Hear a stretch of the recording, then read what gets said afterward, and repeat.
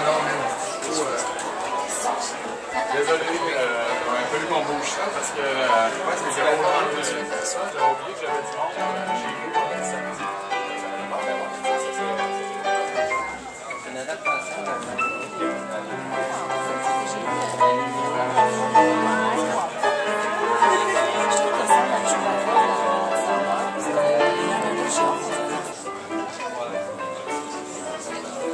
Alors, bonjour à tous. Bienvenue à la 17e conférence de presse du Festival de films Fantasia. Avant toute chose et avant de commencer, une exclusivité, une primeur à vous présenter. Fantasia va s'associer cet automne pour la production, je suis nerveux, je m'excuse, pour la production donc d'un nouveau spectacle qui s'appelle Nosferatu.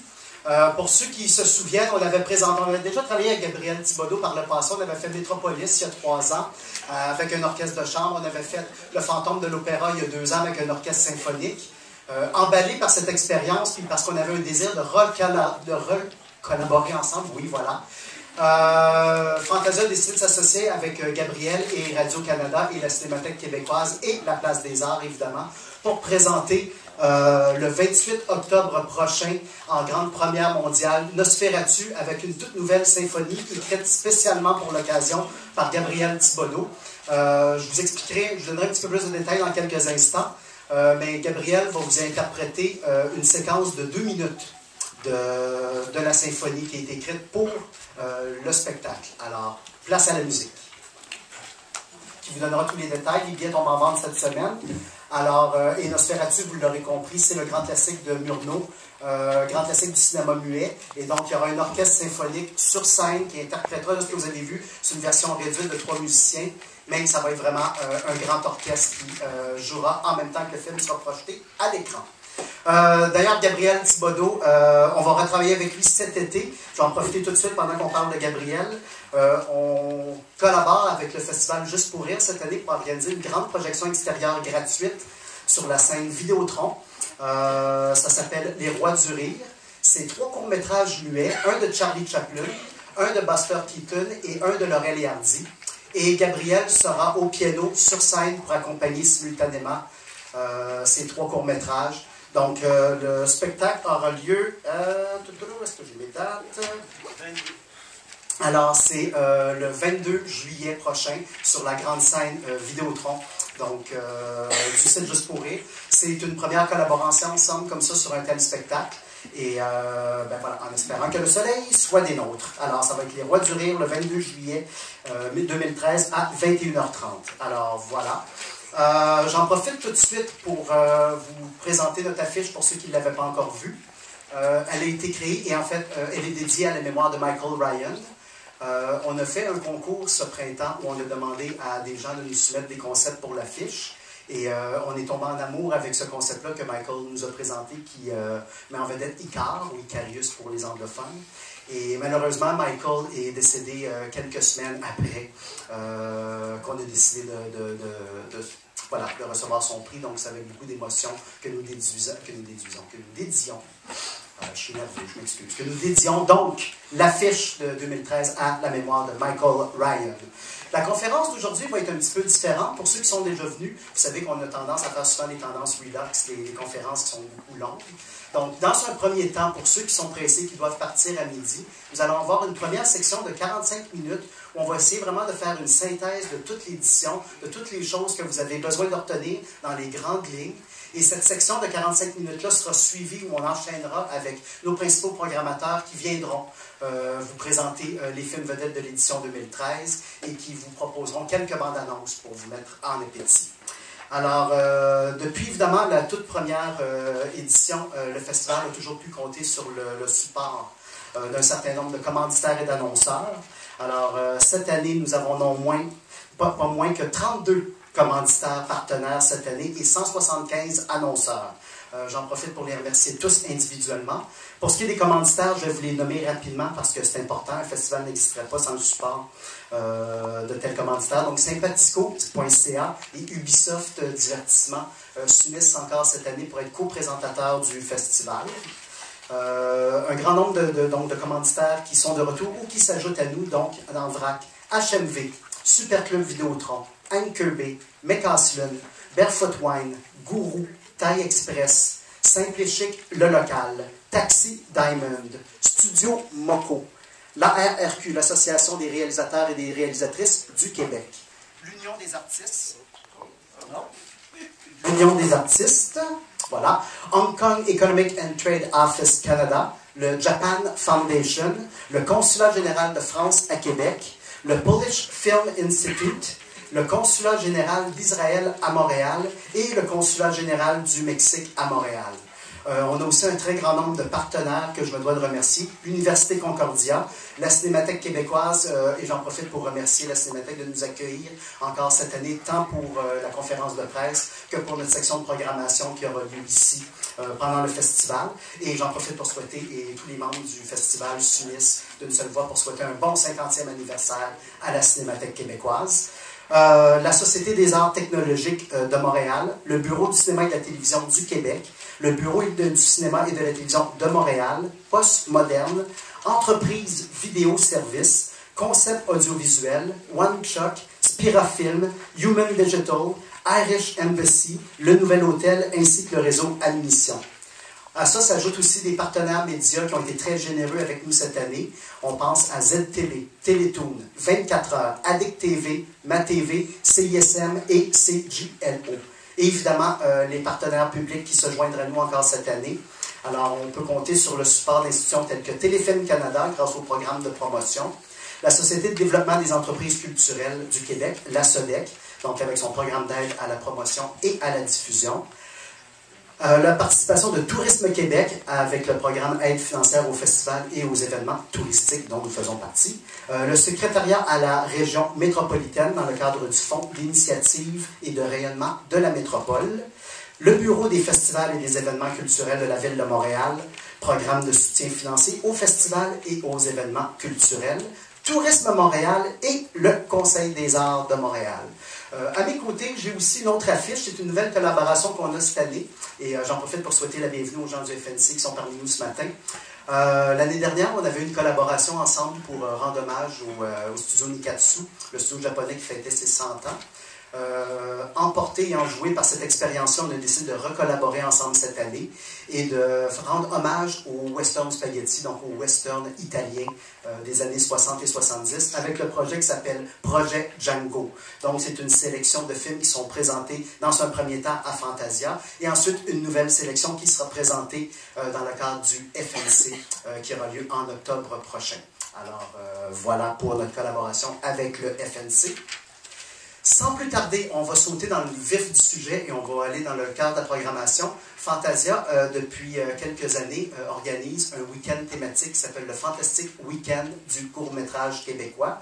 Et pour vous en parler, sa programmatrice principale, je vous demande d'accueillir Isabelle Gauvreau, mesdames et messieurs.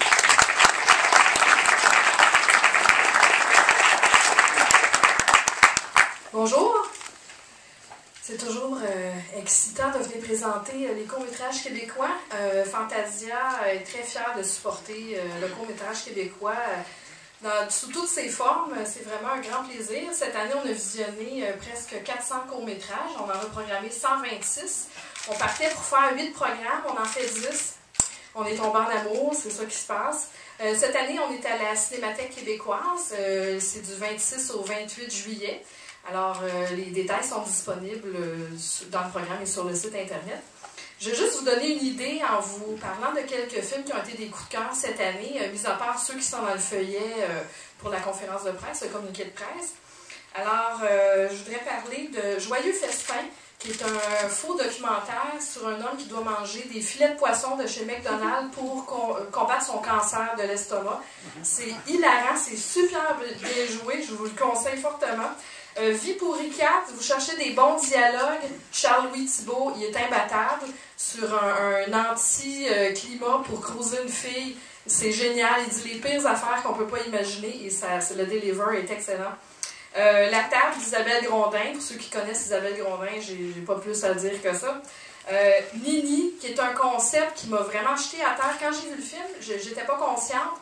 La réalisatrice a repris tous les membres de sa famille pour rejouer un drame qui s'est vraiment passé dans leur vie. Le court-métrage est excellent, mais quand on sait que c'est vraiment ce qui s'est passé, elle a vraiment demandé à ses parents de jouer, il joue très bien, à sa grand-mère. C'est quelque chose à voir, là, émotivement, c'est très très fort. L'ouragan, fuck you tabarnak. Là aussi, on est pas mal dans le titre. C'est l'histoire d'un jeune garçon, je dirais. Si je peux me permettre la comparaison, Léolo 2013, là, ça ressemble à ça. C'est très très fort aussi. C'est en première mondiale, noir et blanc, excellent. Le jeune homme est très très bon. 22h20, heure de l'Est, de Mario J. Ramos. C'est avec Marianne Verville. Sur le référendum 1995, c'est très touchant. C'est un sujet qui n'est pas facile à toucher, je trouve, mais ce court-métrage-là est vraiment exceptionnel.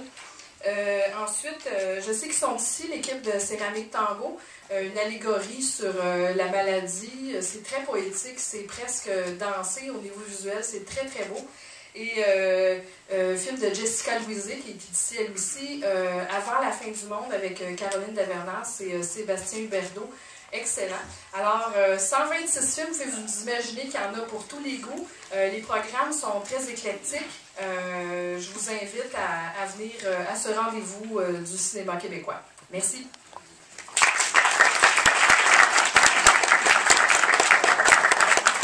Durant le Fantastique Week-end, il y aura 2 conférences qui seront aussi offertes ici, à la Cinémathèque québécoise, conférences que j'aurai le privilège d'animer. La première, c'est une discussion, une classe de maître avec Pods, donc M. Groux. Donc, Pods va nous parler des grandes étapes de sa carrière, mais surtout, il va nous parler beaucoup de sa relation avec, la relation, en fait, qu'il a en tant que réalisateur avec sa scénariste. Ils ont travaillé ensemble sur plusieurs productions, donc la relation entre eux et la façon de travailler a évolué. Il va nous parler un peu du travail avec donc la scénariste de 19-2, qui a aussi travaillé avec lui sur l'affaire Dumont. Et oui, on va passer un certain temps à parler plan-séquence. Donc, on va analyser le fameux plan-séquence de 19-2. Mais en même temps, il va nous entretenir sur son nouveau film King Dave, dont le tournage commence bientôt et qui est un seul plan-séquence de 85 minutes. Donc, voilà, donc pour les intéressés de technique ou les simples curieux d'entendre parler de cinéma. C'est un rendez-vous, c'est le 26 juillet à 17h, ici même à la Cinémathèque. Une autre conférence qui me tient beaucoup à cœur, ça s'appelle « Retour sur 2 films coup de poing ». Donc, c'est un entretien avec Jimmy Larouche qui a réalisé La Cicatrice cette année et Yann Lanouette-Turgeon qui a réalisé Roche, Papier, Ciseaux. 2 réalisations qui ont été faites avec de petits moyens, 2 réalisations qui ont eu le courage d'aller tourner en région, 2 premiers longs métrages qui ont connu de belles carrières dans les festivals, 2 réalisateurs qui ont le souci de la direction d'acteurs. Fait que ça va être une discussion de 45 minutes où on va beaucoup se concentrer sur tourner en région versus Montréal, mais surtout la relation qui existe justement entre les réalisateurs et les acteurs. C'est ton premier film, tu as des acteurs extrêmement talentueux avec toi. Est-ce que c'est intimidant? Comment tu travailles avec eux? Donc, comment ça se passe? Et en fait, je vous confirme, on vient d'apprendre que Roger Léger, une des vedettes de Roche, Papier, Ciseaux, se joindra à la discussion pour parler un peu de la relation entre les acteurs et les réalisateurs. Côté film québécois, on en a 6 cette année. Brièvement, je vous les énumère. Les 4 soldats. Vous avez probablement déjà vu la nouvelle dans les médias. Première mondiale en présence du réalisateur Robert Morin, d'un des acteurs principaux, Antoine Bertrand, et de d'autres membres de la distribution et de l'équipe du film. Alors, ceci va être présenté grâce à la générosité de Métropole Film Distribution.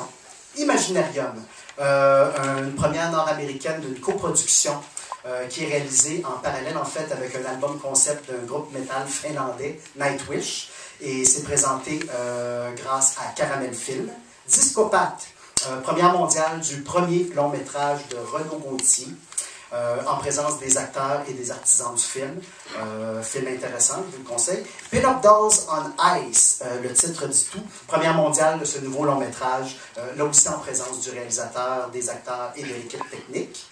Tadatomorphose, qui sera présenté en présence du réalisateur, scénariste et producteur Éric Falardeau et de plusieurs membres de l'équipe de production. Et finalement, un zoo la nuit. Alors, nous aurons la grande première de la restauration numérique de ce grand classique de Jean-Claude Lauzon. Classique qui n'a jamais été distribué en DVD. Donc, ceux qui avaient le VHS à l'époque, il était très sombre, il était en mauvais ratio. Là, vous aurez la chance de l'apprécier, restauré dans toute sa splendeur. Et d'ailleurs, la projection de Un zoo la nuit au festival est non seulement un hommage à ce cinéaste-réalisateur disparu trop tôt, mais elle donnera aussi lieu à une remise à la Cinémathèque québécoise d'une sculpture qui a été faite par Jean-Claude Lauzon alors qu'il étudiait en art, ainsi qu'une copie du scénario annotée par son auteur de Léolo. Alors, c'est un cadeau que va faire Éléphant à la Cinémathèque québécoise pour souligner les 50 ans de la Cinémathèque. J'en profite avant de passer la parole à ma collègue Stéphanie Trépanier pour remercier toute notre équipe des communications qui est assise à l'arrière, qui ont fait un travail énorme, ainsi que de notre firme de publiciste Brigitte Chabot. Donc, si vous êtes là aujourd'hui, c'est parce qu'elles ont fait un bon travail. J'aimerais qu'on les applaudisse quelques instants. Et donc, dirigé par Anna Fellan. Alors, oui. Et finalement, je m'entretiens rapidement pour vous dire qu'il y aura encore des projections extérieures à Fantasia cette année dans le Parc de la Paix. Ça commence demain soir jusqu'à dimanche. 4 longs métrages à chaque soir à 21h. Donc, c'est le Parc de la Paix, c'est entre Sainte-Catherine et René Lévesque, à côté de la SAT. Entre autres, j'attire votre attention samedi sur le grand événement Goldorak. Je ne vous en dis pas plus. Toute la programmation est dans le programme. Un communiqué de presse vous a déjà été envoyé hier matin à ce sujet. C'est pour ça que je ne veux pas trop vous en parler. Par contre, pour vous parler du marché du film, pour vous parler des invités, pour vous parler frontières, pour vous parler de choses importantes et essentielles au festival, Stéphanie Trépanier, mesdames et messieurs.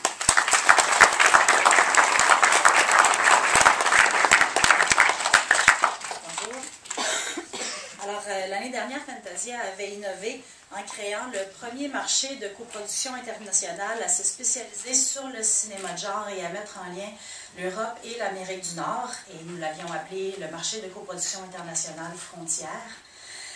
On l'avait encadré d'un autre événement qu'on a créé pour les membres de l'industrie qui venaient au festival, les rendez-vous de l'industrie de Fantasia. Et l'événement comprenait également le marché du film de Fantasia. Alors, ça nous a fait un très grand bond dans l'industrie du film avec une implication marquée envers la production de nouveaux films et aussi envers la distribution des films de la programmation de Fantasia. L'initiative s'est révélée être vraiment efficace avec plusieurs projets de films qui ont fait avancer leur développement avec leur présence au marché et de nombreuses nouvelles relations d'affaires qui ont été créées internationalement. Les professionnels présents à la première édition des rendez-vous ont fait voyager le bon mot sur l'événement à travers le monde. Et rapidement, Frontières est devenu un événement reconnu sur le marché international. Two trailers to see to talk about a few other films. And then my other programming colleagues are going to be up talking about key films, like major films, that are being talked about right now.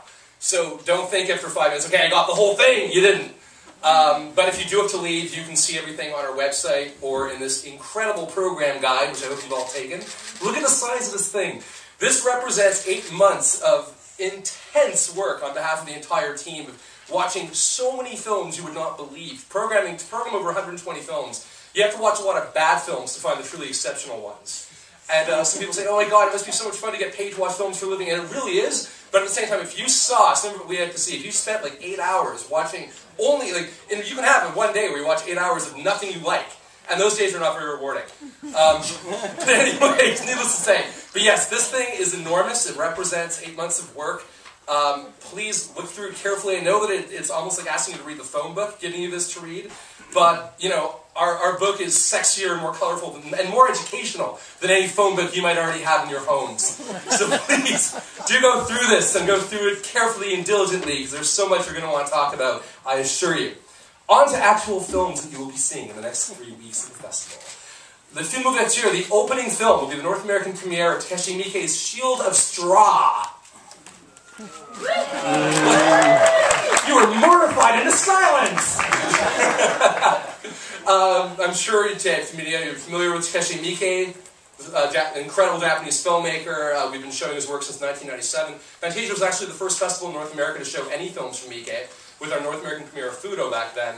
And of course he's made literally almost 100 films now. Sukiyaki Western Django, Audition, Visitor Q.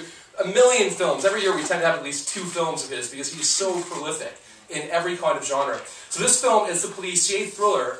It launched in Cannes in competition, in official competition, and we are the first festival on this continent to be showing it to you for our grand opening night.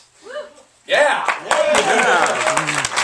On that same night, we're doing a special screening of the new James Wan film, The Conjuring, and the special guest for that will be the actress Joey King. Does that name ring a bell? Yeah. See, most people I heard, 1 yeah, 2 yes. Now, Joey, this is an interesting thing, is Joey King, you've seen her in everything. She is like the blockbuster kid. She's a child actress. And in recent years, I'll give you a brief rundown. You've seen her in Dark Knight Rises. You've seen her in White House Down, possibly. Oz the Great and Powerful, and the absolutely terrifying Crazy Stupid Love. Anyways, she's phenomenal in this film. She's the 3rd lead in the movie, and she's very much worth speaking to because she's worked with absolutely everybody in her very brief time on Earth. So, a fascinating person, a very interesting speaker. Please do speak with her while she's here.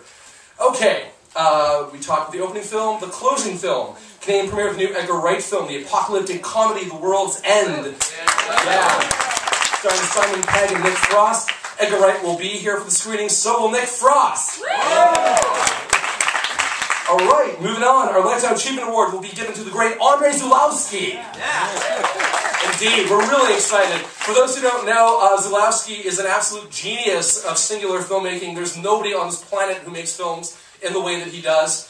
Some of his films are La Femme Publique, Possession, Diabelle, L'Amour Braque. We're screening L'Amour Braque here at the Cinematheque, and Zulawski will be there for that. And several days before that, we're screening a rare 35 print of Jamanka at the Imperial, and that's the night we'll be giving him the Lifetime Achievement Award. Yes. Daniel Bird, the famous Polish film scholar, will be here to do an extensive career-spanning Q&A interview. After the screening, there'll also be several multimedia presentations related to Polish Fantastic, and also a presentation on the famous painter Basha, who did these gorgeous hand-painted posters for many Zulawski films and many others. And that's co-presented with Spectacular Optical. Anyways, and the Miskatonic, Miskatonic Institute for Horror Studies. So much information to give out today. So yes, Andrzej Zulawski, give him love when he's here. He is a genius. Moving on, we're doing the international premiere of an incredible film called Willow Creek by the one and only Bobcat Goldthwait. You know Bobcat, the famous Canadian? But beyond all of that, beyond the Police Academy films and his genius stand-up, he is an incredible filmmaker, making some of the most unusual and subversive black comedies that have come out of the United States in many, many years. Films like The World's Greatest Dad, God Bless America, Shakes the Clown, really smart, really troubling, interesting stuff. This is very left field even for Bobcat Willow Creek. It's a found footage style movie about Bigfoot hunters. And this is where it gets interesting because Bobcat is really into cryptozoology. And if you want to talk to Bobcat about Bigfoot, I mean, he's got more information on Bigfoot than you could ever imagine one individual having. So, I mean, Bobcat's already always a fun interview, but here you really want to talk to him because, believe me, later, many years later in life, when your grandchildren ask you, what did you do in the summer of 2000, my God, see where I'm at this morning.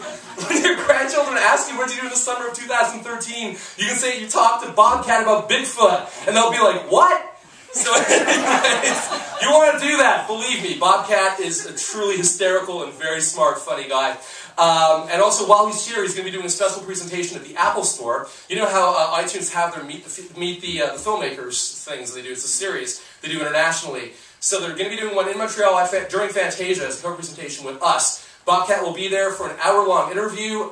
It's going to be very, very funny. It will be broadcast live on iTunes across the world. And yes, but don't watch it on your computers, man. Watch it in the Apple Store in person with Bobcat 4 feet in front of you and ask him something about Bigfoot. Okay, moving on. An amazing Israeli film called Big Bad Wolves. We're doing the Canadian premiere. Some of you, I'm sure, have been reading about this. It launched at Tribeca a few months ago. It was a single best-reviewed film out of their entire lineup. It's from these two incredible directors, Aaron Kishales and Evod Povashado, who were here several years ago with their first feature, Rabies.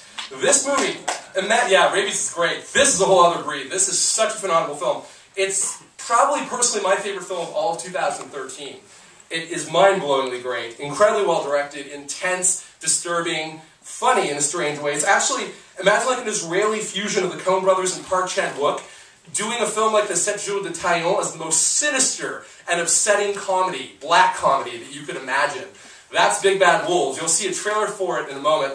Pupa Shadow and Two Shadows will both be here. They have incredible stories as basically the only people in Israel making this kind of a film. And yeah, by all means, check it out. It's phenomenal. Also, we're going to be having the world premiere of a new film called I'll Follow You Down, a Canadian sci-fi drama directed by Richie Mehta, who's a Genie-nominated director for the film Amal several years ago. This film stars Haley Joel Osment and Gillian Anderson, and it's the kind of sci-fi film that you don't really see much of anymore. It's purely character-driven, it's touching, it's beautiful, very reminiscent of early Ray Bradbury stuff, or even Richard Matheson. Really great. So this will be the world premiere. Richie Mehta will be here. Also, the producer will be here, and possibly some other people. So certainly check that one out.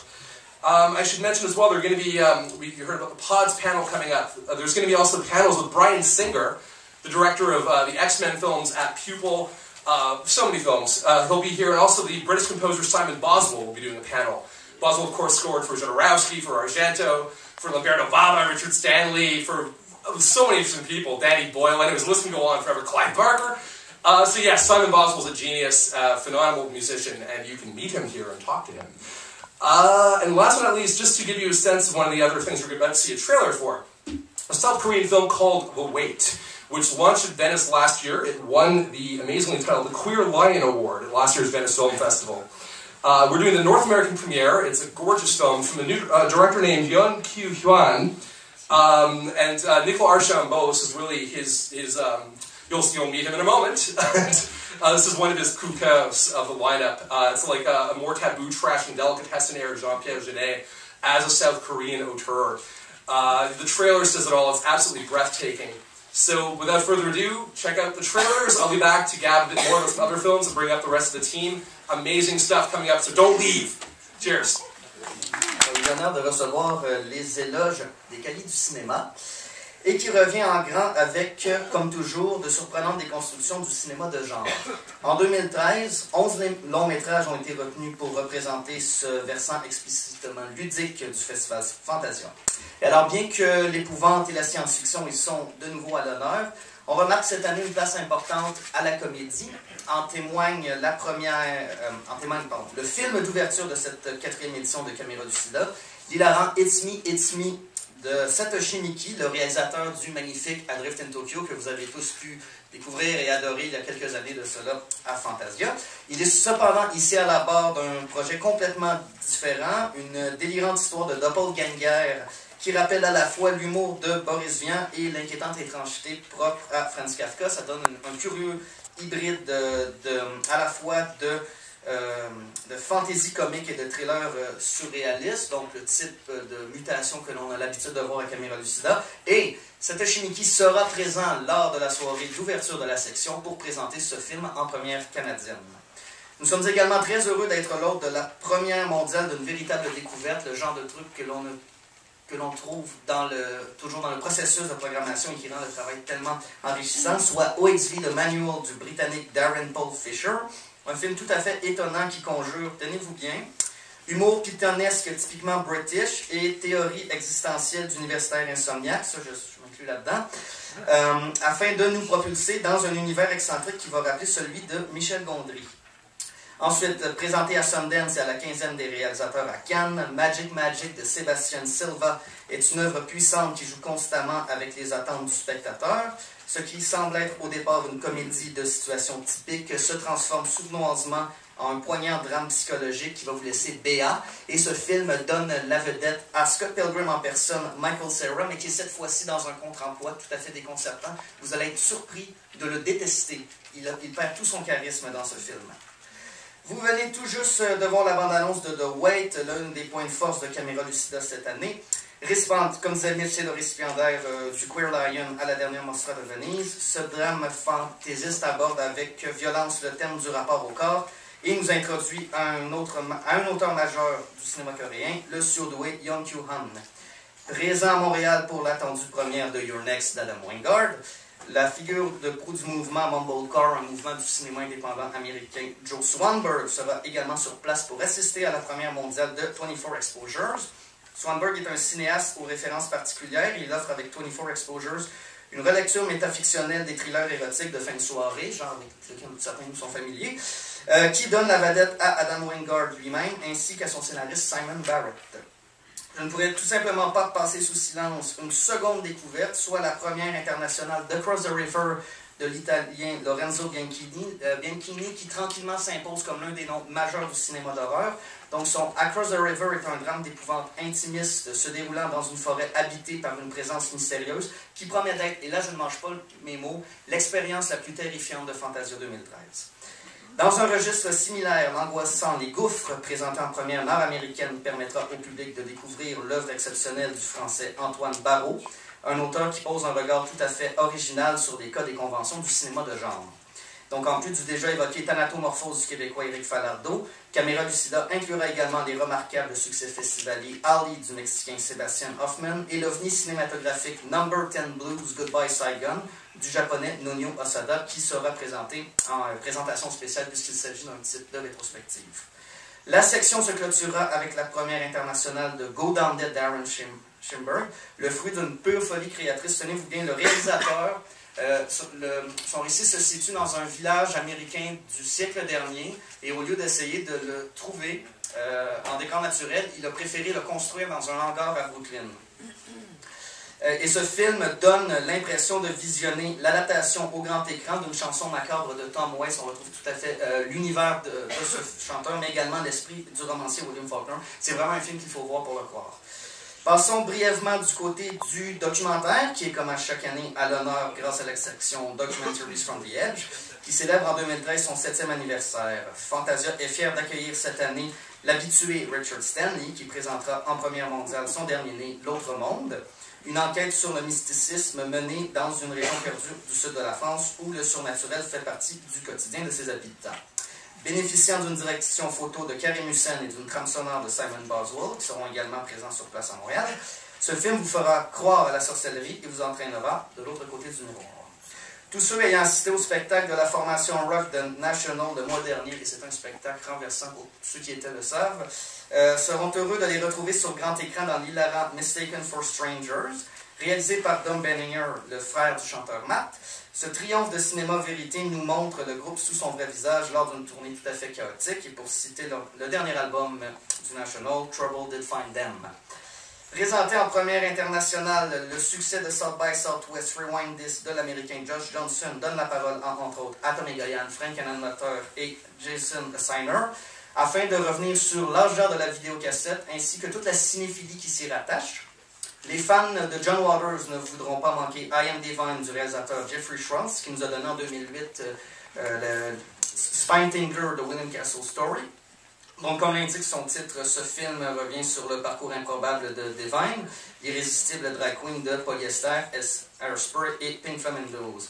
Et finalement, pour faire un point avec ce que disait Mitch en me présentant, je vais me permettre d'être un peu narcissique, plus que d'habitude en tout cas, en évoquant la projection spéciale de The Killing of America de Sheldon Rennan, donc produit en 1982, ce documentaire controversé qui n'a jamais eu droit à une sortie en salle, donc c'est quand même une chance exceptionnelle de découvrir ce film sur grand écran, traite de la montée de la violence aux États-Unis et, comme vous en doutez, n'a absolument rien perdu de son actualité. Cette projection va accompagner le lancement de mon petit essai Snuff Movies, naissance d'une légende urbaine, que j'ai coécrit l'hiver dernier avec le professeur et chroniqueur à médium large Antonio Domingue Leva. Maintenant, on va passer aux bandes annonces. Donc, vous verrez celle de Mistaken for Strangers, vous verrez celle de Doomsdays et vous verrez également celle de Love Eternal, un immense coup de cœur pour l'équipe de programmation. Ce film, réalisé par l'Irlandais Brendan Muldowney, sera présenté en première internationale en présence de la comédienne Pollyanna McIntosh, que vous connaissez pour être la woman dans The Woman de Lucky Monkey. Il s'agit, pour le décrire convenablement, d'une ode à la vie dans laquelle un homme assiste des femmes qui désirent s'enlever la vie. Donc c'est en plein le genre de paradoxe que l'on ne retrouve qu'à Fantasia. Sur ce, je vous souhaite à tous un excellent festival et on se retrouve dans quelques jours.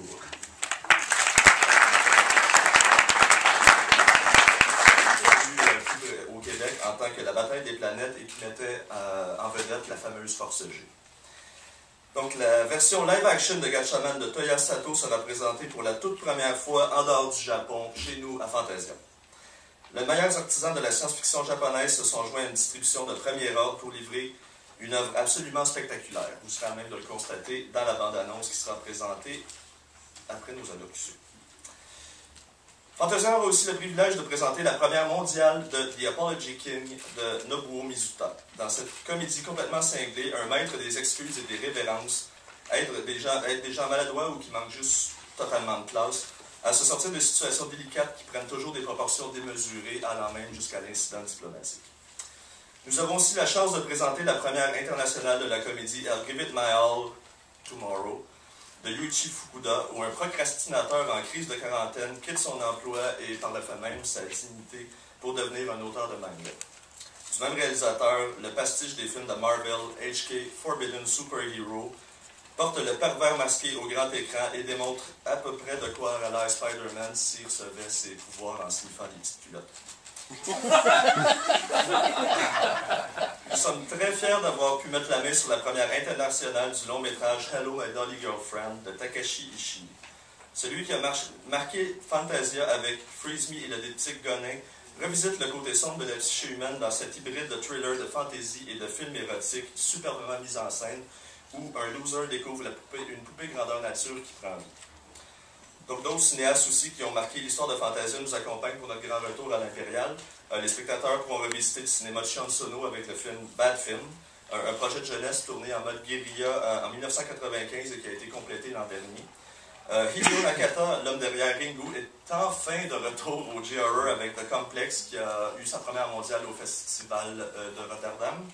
Et finalement, Takashi Miike qui ouvre le festival, mais également fait un retour au cinéma d'exploitation avec le troublant Lesson of the Evil, où un prof psychopathe élimine ses élèves.